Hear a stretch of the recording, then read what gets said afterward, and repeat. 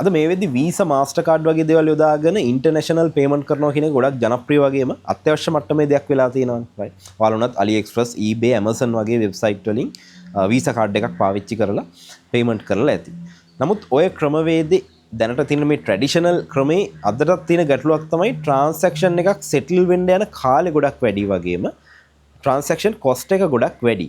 ඒකට හේතුව දැන් ඔයාලා මොනවා හරි shopping website එක payment එක කරාම ඔයාට පෙන්නුවට එවෙලේ වාගේ card එකෙන් සල්ලි කැපුණා කියලා ඒ seller ගාවට ඇත්තටම සල්ලි ටික යන්න දවස් 2-5 අතර ප්‍රමාණයක් ගොඩක් වෙලාවට යනවා.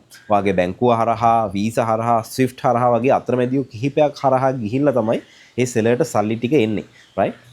ඉතින් මේකත් එක ගැටලුවක් වගේම ඔය අතරමැදියන්ට යන ඒ transaction fee වල ඒ cost එකත් අයින් වෙලා තමයි sellerට ඉතුරු ගාන එන්නේ. ඉතින් ඒකත් ලොකු ගැටලුවක්. ඒ විතරක් නෙමෙයි ඔයාලා ඔය ෆ්‍රීලාන්සින් වැඩ එහෙම කරලා තියෙනවා නම් ඔයාලා දන්නවා ඇති ඉන්ටර්නැෂනල් මොනවා හරි ප්ලැට්ෆෝම් එකක වැඩ කරලා විත්ඩ්‍රෝ එකක් දැම්මහම රුපියල් විදියට ලංකාවට එන්න එක දවස් 2-5 අතර ප්‍රමාණයක් යන ඔය විදියට අතරමැදිව හරහා ඇවිල්ලා ඕනම ඔයගේ ඉන්ටර්නැෂනල් පේමන්ට් එකක් කරාම ඒ ට්‍රාන්සැක්ෂන් එක සම්පූර්ණ සෙටල් වෙන්න ඔයගේ කාලයක් තාමත් යනවා right. ඔයා උනත් සෙලර් කෙනෙක් විදියට වැඩ කරලා තියෙනවා නම් මම මේ කියන එක දන්නවා ඇති. ඉතින් අපි දන්නවනේ බ්ලොක්චේන් වල ඕක නැහැනේ.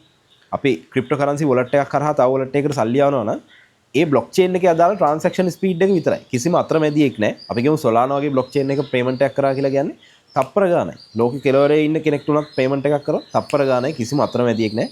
ඒ වෙලෙම ට්‍රාන්සැක්ෂන් එක සෙටල් කරන්න පුළුවන්. අනිත් එක ලොකු ට්‍රාන්ස්පරන්සි එකක් තියෙනවා. අපිට බ්ලොක්චේන් එකට ගිහිල්ලා එක්ස්ප්ලෝර් එකේ බලා ගන්න පුළුවන් කොහේ ඉඳන් කොහෙටද මේ සල්ලි ගියේ මොකද උනේ කියන එක. right. ඉතින් ඔය ක්‍රමේ ඔය බ්ලොක්චේන් වල තියෙන සොලියුෂන් එක මේ Visa වගේ ට්‍රැඩිෂනල් මෙතඩ් වලට ගෙන්න Visa වගේ දැවැන්ත කම්පැනි ඕන දැන් try කරගෙන යනවා. ඒවට පයිලට් ප්‍රෝග්‍රෑම් එකක් පවා මේ වෙද්දි කට්ටිය රන් කරන්න පටන් අරන් තියෙනවා. ඒකට යාලා පාවිච්චි කරලා තියෙන Huma Finance කියන PayFi network එක. Huma Finance කියන එක ඔයාලා දකින්න ඇති මේතක Binance එකකට launch කරපු project එකක්.